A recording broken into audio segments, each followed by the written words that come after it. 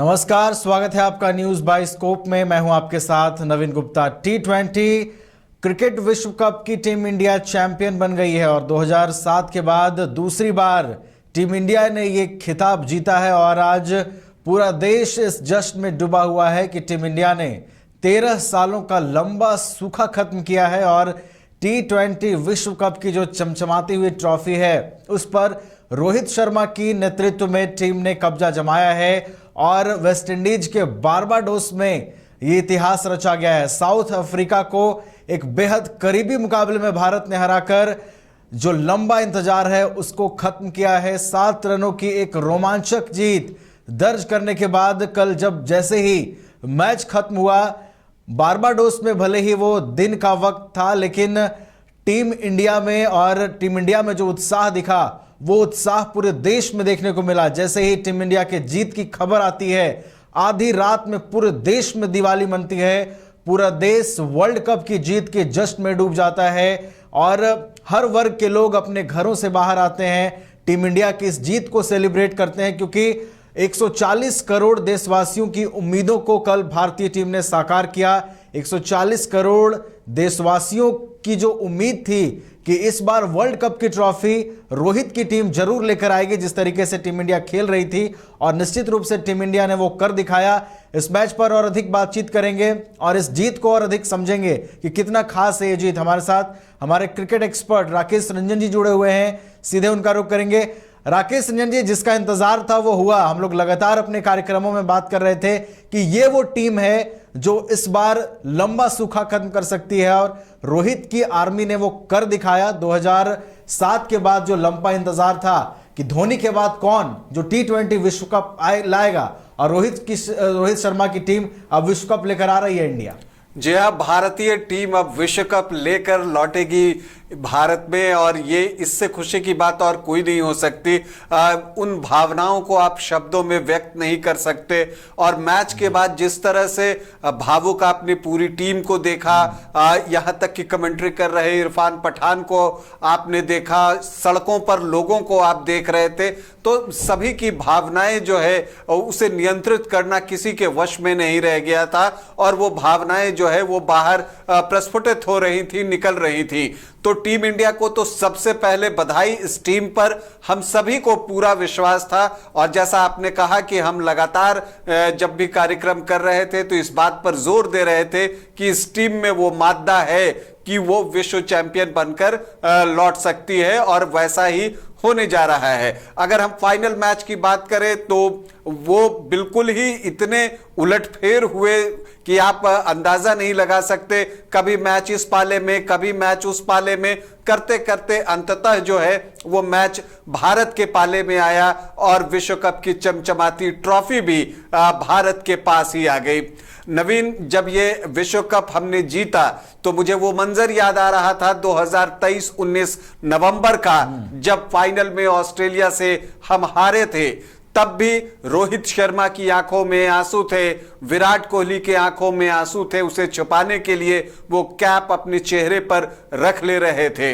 और कल भी विराट कोहली की आंखों में आंसू थे, रोहित शर्मा की आंखों में आंसू थे, हार्दिक पांड्या की आंखों में आंसू थे।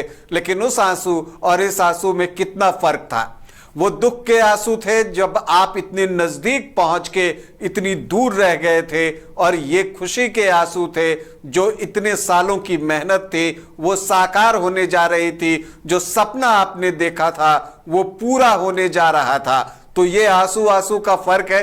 और एक गाना मुझे याद आता है कि वो था कि हजारों तरह के ये होते हैं आंसू, कभी दिल में गम हो तो रोते हैं आंसू, और खुशी में भी आंखें भिगोते हैं आंसू।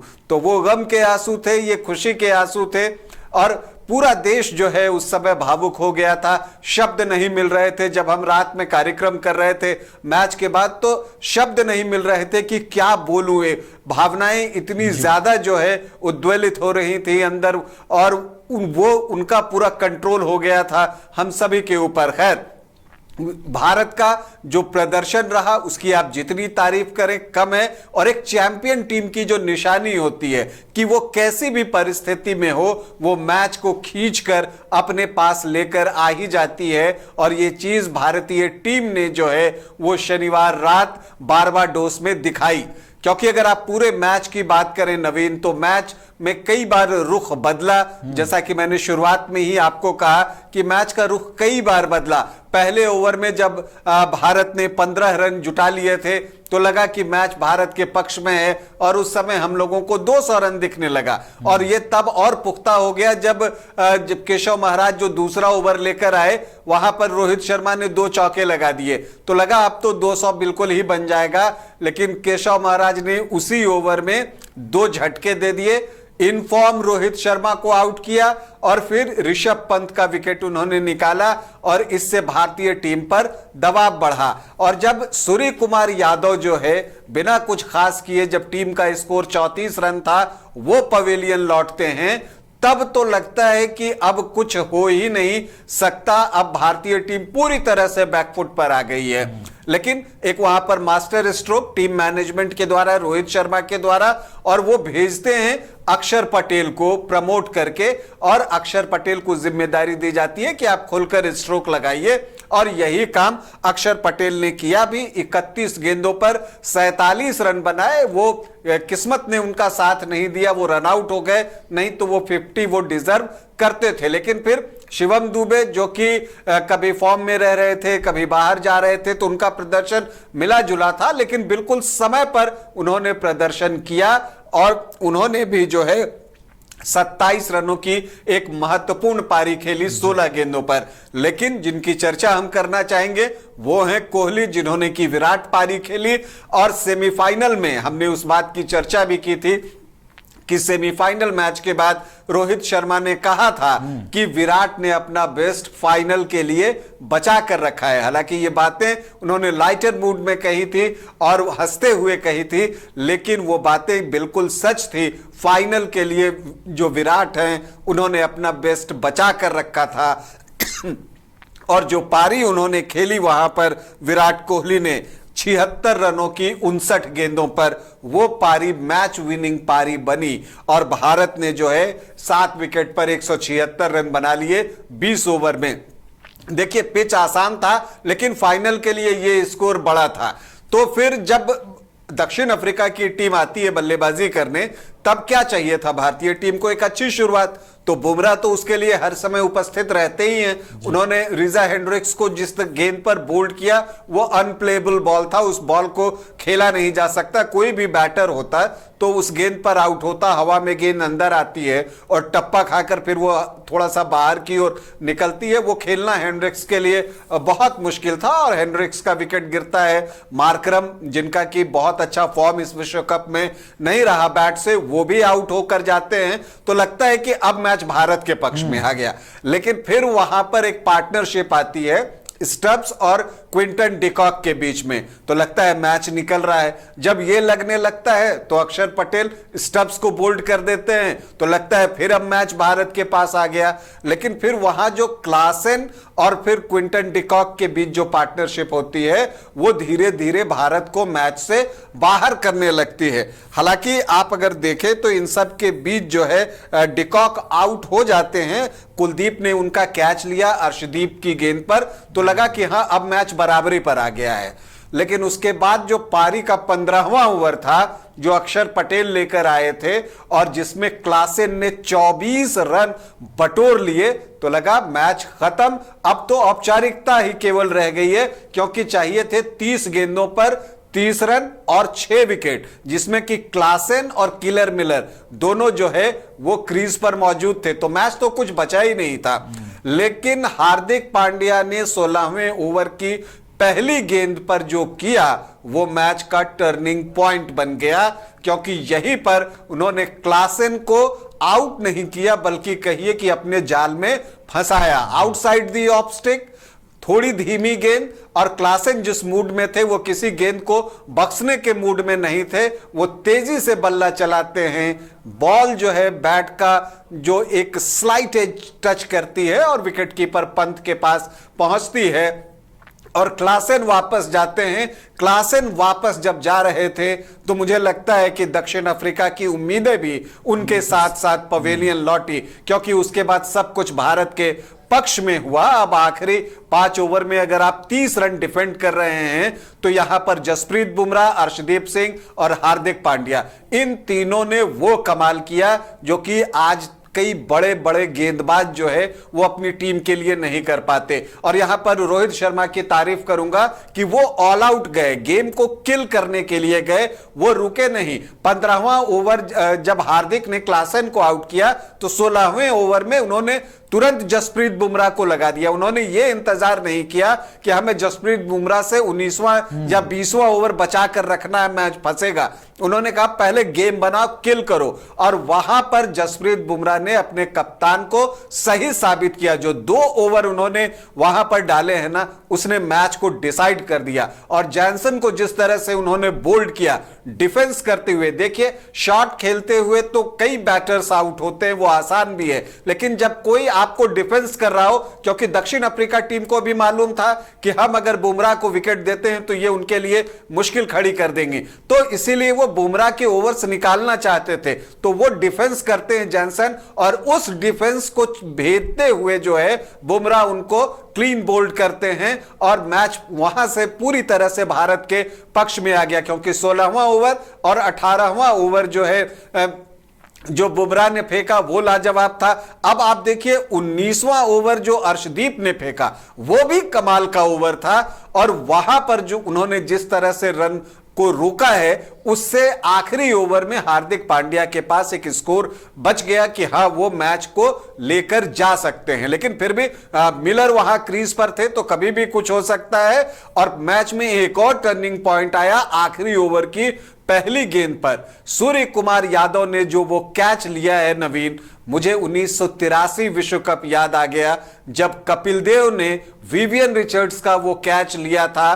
पीछे की ओर दौड़ते हुए गेंदबाज थे मदन लाल, और वो विकेट लेते ही पूरा मैच पलट गया था और भारत पहली बार वर्ल्ड कप जीतने में सफल हुआ था 1983 में। तो ठीक उसी तरह का कैच जो है सूर्य कुमार यादव ने लपका। फर्क इतना था कि इनको पीछे की ओर नहीं भागना था, वो अपनी बाईं ओर भागते हैं, बिल्कुल बाउंड्री रोप के ऊपर रहते हैं, गेंद को कैच करते हैं, बॉडी पर कंट्रोल नहीं होता, रोप के उस तरफ जाते हैं, गेंद को इधर उछालकर और फिर कूदते हुए अंदर आते हैं और उस कैच को लपकते हैं। तो वो कमाल का कैच था, टर्निंग पॉइंट। इसीलिए क्रिकेट में कहा जाता है कि पकड़ो कैच जीतो मैच, कैचेस विन मैचेस। तो ये चीज हमें देखने को मिला। और फिर जब मिलर आउट हो गए तब फिर थोड़ी सी निश्चिंतता आ गई कि भारतीय टीम ये मैच जीत जाएगी। भले रबाडा के बल्ले से एक एज लगता हुआ बाउंड्री गया था, लेकिन बावजूद इसके ये ऑलमोस्ट कंफर्म था कि भारतीय टीम मैच ही नहीं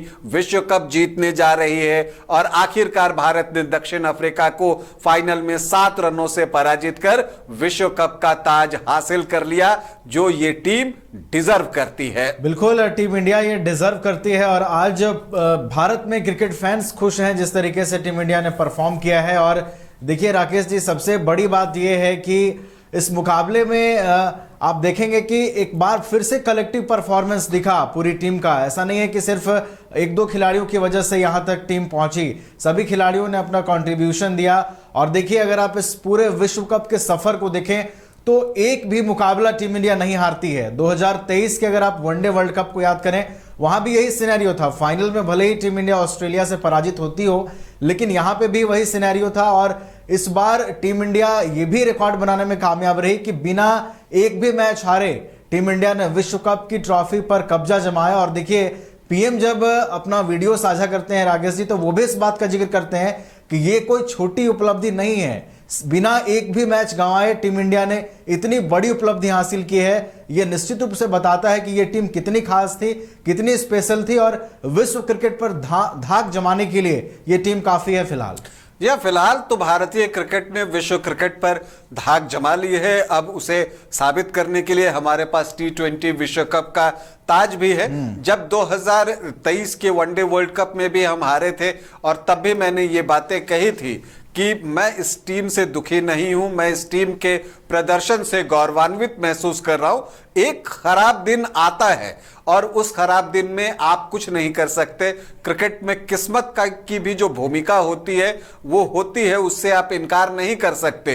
एक गेंद जब आप बीट करते हैं तो आपके बल्ले के बिल्कुल करीब से निकल जाती है तो आप बच जाते हैं, और वही गेंद थोड़ा सा एक स्लाइट एज लेकर चली जाती है, जैसे कि क्लासन के बल्ले से लगकर चली गई, तो आप आउट हो जाते हैं और आपकी टीम संकट में आ जाती है। तो एक बॉल का तो खेल है क्रिकेट, तो इसीलिए यहां किस्मत की भूमिका महत्वपूर्ण होती है। और इसीलिए उन हार से मैं विचलित नहीं था। मैं बार बार इस चीज को उस वक्त कह रहा था। मैंने कार्यक्रम भी किया था रोहित शर्मा के नाम एक चिट्ठी करके, और जिसमें मैंने कहा था कि मैं चाहता तो हूं कि टीम इंडिया की आलोचना करूं, क्योंकि ये एक पत्रकार के तौर पर हम लोग करते आए हैं। ये एक परंपरा सी बन गई है कि जब टीम हारती है तो आप आलोचना करते हैं। लेकिन मैंने उस दिन भी कहा था कि पता नहीं क्यों मैं आपकी आलोचना नहीं कर पा रहा हूं, आपकी टीम की आलोचना नहीं कर पा रहा हूं, क्योंकि आपके एफर्ट में हमें कहीं भी कोई कमी दिखी ही नहीं, लगा ही नहीं कि आप कहीं 100% नहीं दे रहे हैं। तो टीम डिजर्व करती थी,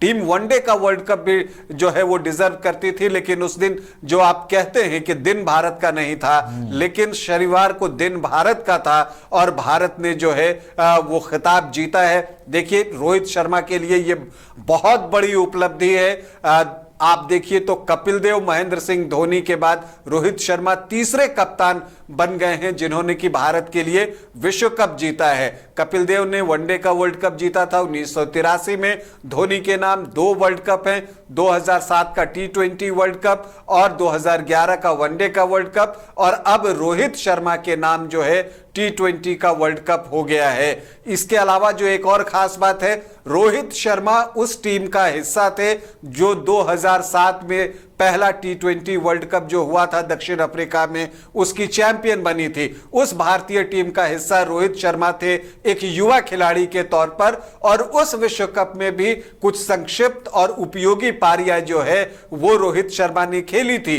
और इस वाले विश्व कप में तो वो कप्तान ही थे, उनकी कप्तानी बिजोड़ रही। जैसा मैंने कहा कि फाइनल में भी जो उनके कई डिसीजन थे, चाहे आप अक्षर पटेल को प्रमोट करके नंबर 5 पर भेजने की बात कर लीजिए, या बॉलिंग चेंजेस की बात कर लीजिए, या जहां पर क्लासन के आउट होने के बाद वो गेम को किल करने जाते हैं, वहां पर जो किलिंग इंस्टिंक्ट दिखा इस टीम में, जो कि कई बार हमें पूर्व में लैक करते हुए दिखा था, तो इन सारी कमजोरियों पर उन्होंने वर्कआउट किया। एक फियरलेस क्रिकेट की अवधारणा जो बनी है, उस अवधारणा को सही साबित किया। तो रोहित शर्मा की कप्तानी को भी सलाम बनता है। देखिए, उन्होंने भारत के लिए सबसे ज्यादा रन इस विश्व कप में बनाए हैं, 8 मैचों में 257 रन। उनसे ज्यादा इस पूरे विश्व कप में सिर्फ एक बैटर रहमानुल्लाह गुरबाज जो कि अफगानिस्तान के हैं, उन्होंने बनाया है। हाईएस्ट रन गेटर में वो दूसरी पोजीशन पर हैं और भारत के लिए पहली पोजीशन पर हैं। तो इससे उनके कंट्रीब्यूशन का आप अंदाजा लगा सकते हैं। और इस टीम की जो खासियत है, जो हम बार बार कहते चले आ रहे हैं कि ये टीम जो है उसमें सभी खिलाड़ी कंट्रीब्यूट करते हैं। देखिए, अगर ये विश्व कप हमने जीता है तो आपने देखा कि रोहित शर्मा ने भारत के लिए सबसे ज्यादा रन बनाए। विराट कोहली का 7 मैच तक बल्ला खामोश था, लेकिन जब उस बल्ले ने रन उगला तो कब उगला? जब भारत को उसकी सबसे ज्यादा जरूरत थी। फाइनल मुकाबले में उन्होंने 76 रन बनाए। फाइनल से पहले उन्होंने 75 रन बनाए थे, और जो 7 पारियों में बनाया था वो एक पारी में बना दिया उन्होंने, उससे 1 रन ज्यादा ही 76 रन जो है उन्होंने फाइनल में बना दिए। ऋषभ पंत ने कई उपयोगी पारियां खेली, विकेट के पीछे कई अच्छे कैच लपके। पाकिस्तान के खिलाफ जो 42 रन की उनकी पारी थी वो बिजोड़ थी, लाजवाब थी, और वो एक मैच विनिंग पारी थी। सूर्य कुमार यादव जो है रन बनाने के मामले में इस विश्व कप में भारत के दूसरे बैटर रहे, उन्होंने 199 रन बनाए हैं, तो उनका प्रदर्शन अब अच्छा रहा। शिवम दुबे जो है फॉर्म में आते रहे जाते रहे, लेकिन क्रूशियल मोमेंट पर उन्होंने भी जो है स्कोर किया, और जब चाहिए था फाइनल में भी उनकी जरूरत थी तो वहां पर वो खड़े रहे, उन्होंने स्कोर किया। हार्दिक पांड्या के क्या कहने, हार्दिक तो कमाल के बैटर हैं, और उन्होंने इस विश्व कप में अगर हम देखें तो लगभग जो है हार्दिक पांड्या ने 144 रन तो बनाए ही हैं, इसके अलावा 11 विकेट भी लिए हैं। तो एक ऑलराउंड प्रदर्शन हार्दिक पांड्या की तरफ से। अक्षर पटेल को आप देखें, जब बल्ले से जरूरत हुई उन्होंने रन बनाया। पाकिस्तान के खिलाफ भी उन्हें प्रमोट किया गया था, वहां पर भी उन्होंने स्कोर किया।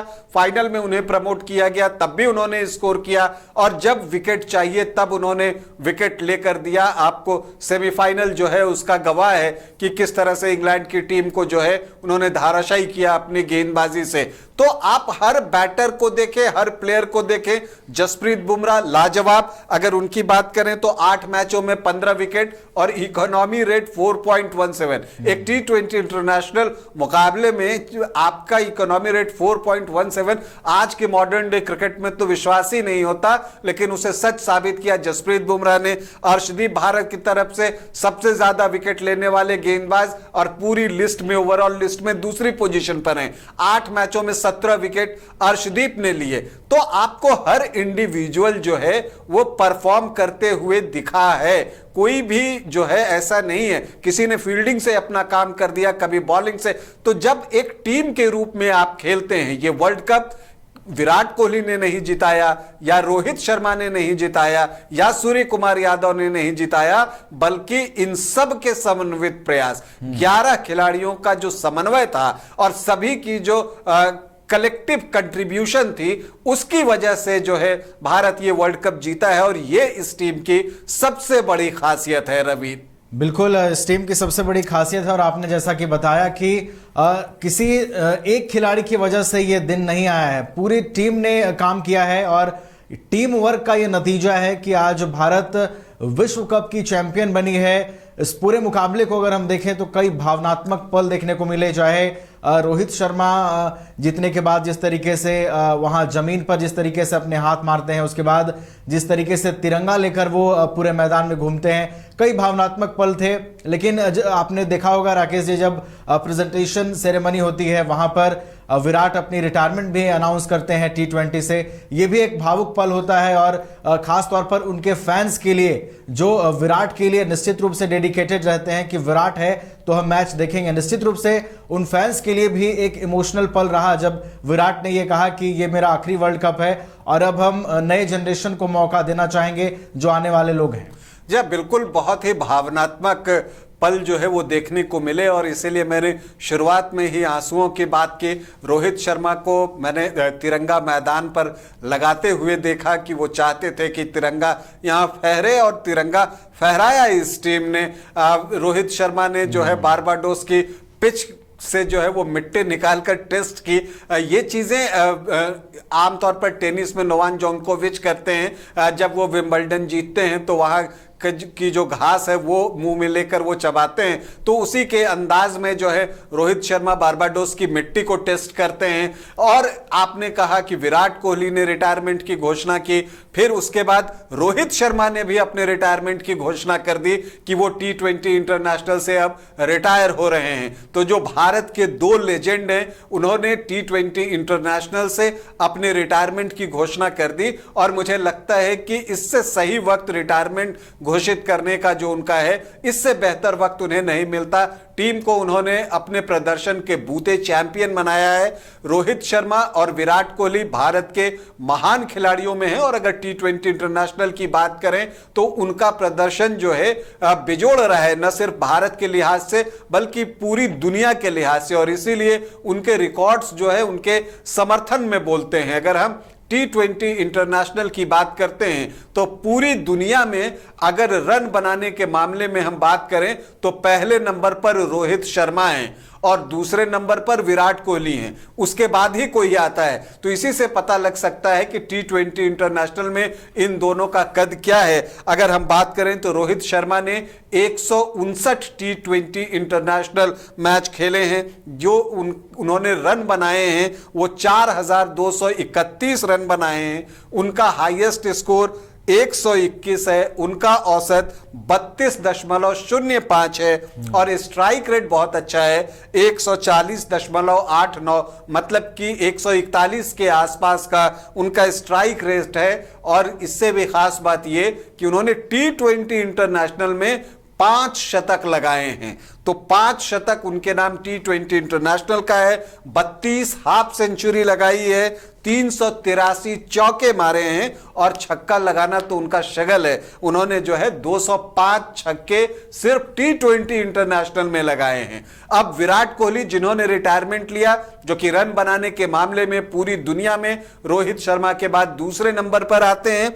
विराट कोहली ने रोहित शर्मा से कम मैचेस खेले हैं। रोहित ने 159 मैच खेले हैं तो विराट कोहली ने 125 मैच खेले हैं और 4188 रन जो है विराट कोहली ने बनाए। उनका हाईएस्ट स्कोर 122 है और उनका औसत एक्सेप्शनल है 48.69।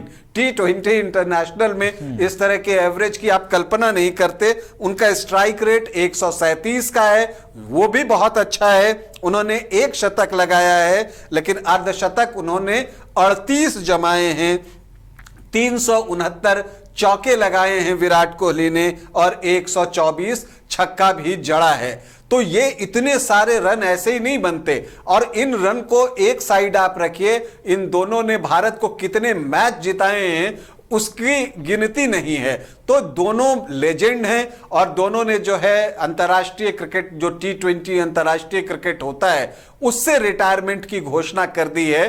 तो ये जो है बिल्कुल सही समय पे किया। दोनों के प्रदर्शन को सलाम, दोनों के व्यक्तित्व को सलाम, और दोनों ने जिस तरह से टीम को आगे रहते हुए लीड किया है हर वक्त, और एक कप्तान के तौर पर भी दोनों के रिकॉर्ड्स को आप देखें तो वो लाजवाब रहा है। तो एक कंप्लीट खिलाड़ी T20 इंटरनेशनल के में भी जब वो जा रहे हैं तो ऐसा नहीं है, जब जा रहे हैं तो रोहित शर्मा ने इस विश्व कप में सबसे ज्यादा रन बनाए हैं, वहां छोड़कर वो जा रहे हैं। तो इनफॉर्म रोहित शर्मा ने T20 इंटरनेशनल छोड़ा है। विराट कोहली ने अपनी आखिरी पारी में 76 रन बनाए हैं और प्लेयर ऑफ द मैच बने हैं, तब वो छोड़कर जा रहे हैं। मतलब ये दोनों अभी और खेल सकते थे, लेकिन इन्होंने आने वाली पीढ़ी के लिए अपनी जगह खाली की है और इस फैसले का सम्मान होना चाहिए। और दोनों के व्यक्तित्व को भी हम सलाम करेंगे कि विराट कोहली हो चाहे रोहित शर्मा, दोनों ने भारतीय क्रिकेट को बहुत कुछ दिया है। अब ठीक है कि वो T20 इंटरनेशनल खेलते हुए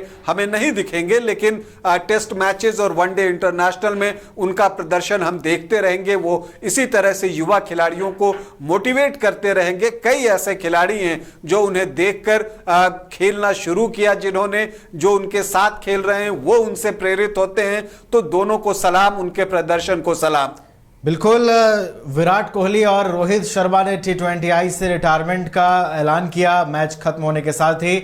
और आपने जिक्र किया कि उन्होंने जिस तरीके से परफॉर्म किया, जिस तरीके से आज पूरे क्रिकेट फैंस जो हैं वो पूरे भारत में उन्हें सलाम कर रहे हैं, और उससे ज़्यादा सलाम टीम इंडिया को कर रहे हैं। टीम इंडिया ने वो इतिहास रचा है 2007 के बाद, जिसका सभी इंतजार कर रहे थे। हालांकि बहुत भावनात्मक ये पल रहा क्रिकेट फैंस के लिए, क्योंकि 2 लीजेंड्स ने T20 इंटरनेशनल से विदाई ली है और एक शानदार प्रदर्शन के बाद विदाई ली है। तो कल का जो दिन है वो भारतीय इतिहास में हमेशा हमेशा के लिए दर्ज हो गया। जिस तरीके से बारबाडोस में टीम इंडिया ने इतिहास रचा, और उसके बाद 2 बड़े लीजेंड रोहित शर्मा जो टीम के कैप्टन और विराट कोहली, दोनों ने T20 से रिटायरमेंट का ऐलान किया। और एक ऐसी जीत के बाद T20I से रिटायरमेंट का ऐलान किया। शायद हर खिलाड़ी ये चाहता है कि रिटायरमेंट का दिन हो तो ऐसा हो। फिलहाल बहुत बहुत धन्यवाद राकेश रंजन जी हमारे साथ जुड़ने के लिए और इस कार्यक्रम में हिस्सा लेने के लिए।